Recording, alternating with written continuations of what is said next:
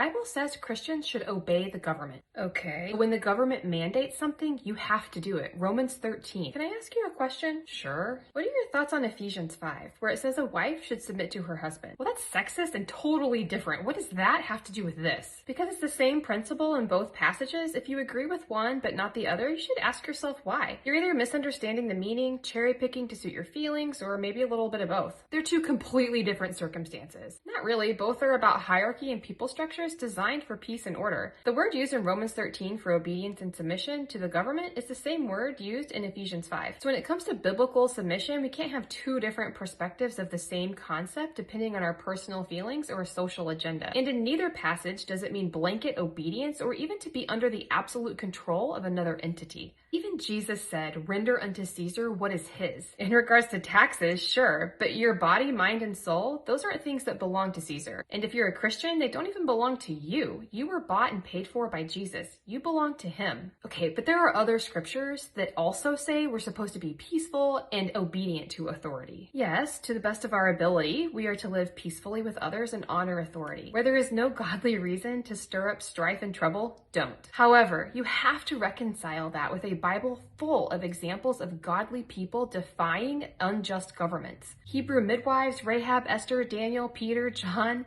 just to name a few. Many Bible heroes had to choose between government or God, and many had to peacefully submit to the authority of government when it came to the consequences. But peaceful, civil disobedience is a very biblical concept. But you can't just disobey the government for any reason. Of course not. Things we should consider are, is it a law or is it a request? Does it command or compel evil? Is it in direct violation of God's law and commands? Is it unjust? Is it partial? But what if you're not sure and opinions are all over the place, like with the vaccine? Personally, I'd call this a grace area where there isn't total biblical clarity and there are some sound arguments on both sides. I think we have to extend some grace to each other and be open to the possibility of our personal convictions maybe being different. Grace area, huh?